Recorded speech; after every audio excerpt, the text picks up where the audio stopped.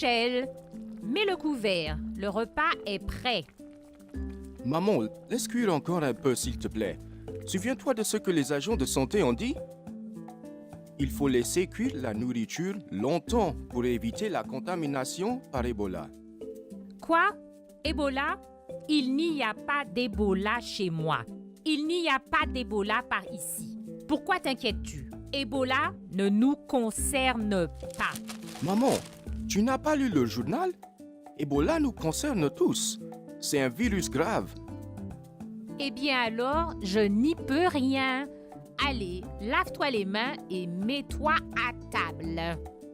Maman, pourquoi tu m'as appris à me laver les mains, même quand elles ont l'air propres? Les virus ne se voient pas à l'œil nu. Quand tu te laves les mains avec du savon et de l'eau propre, ça empêche les maladies de se propager. Tout à fait. C'est la même chose pour l'Ebola. Mieux vaut prévenir que guérir.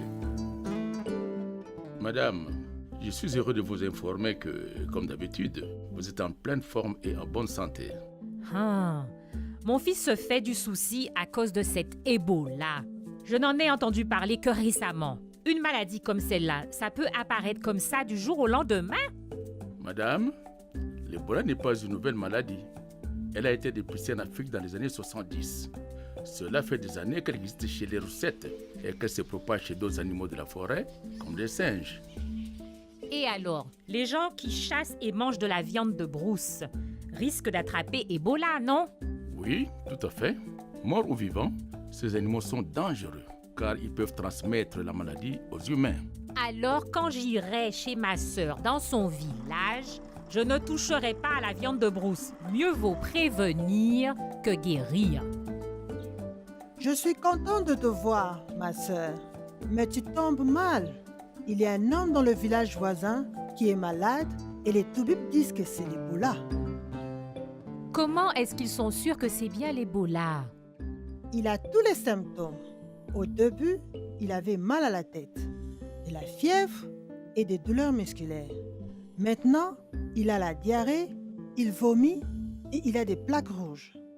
Hé, ma sœur, depuis quand est-ce que tu es toubib? Depuis que j'ai écouté les agents de santé, la médecine traditionnelle ne va pas nous sauver et il faut connaître les symptômes de la maladie. Si quelqu'un tombe malade, il faut demander l'aide des autorités sanitaires. Mieux vaut prévenir que guérir. Tu n'as pas peur que le vent transporte l'Ebola? Vous êtes si proche du village voisin. Non, l'Ebola se propage par contact physique. Il est transmis par toutes les sécrétions de notre corps, comme le sang, le sperme et la sueur. C'est dur, mais il faut éviter de toucher quiconque contracte la maladie ou meurt de ses causes, y compris nos proches. Il vaut mieux laisser les agents de santé s'en occuper. Et ne pas oublier de nous laver les mains avec du savon et de l'eau propre. Que l'on vive au village ou en ville, Ebola est le problème de chacun d'entre nous. Maintenant, je comprends comment arrêter la propagation d'Ebola. Il faut faire cuire les aliments longtemps, ne pas toucher des personnes malades et se laver les mains tout le temps.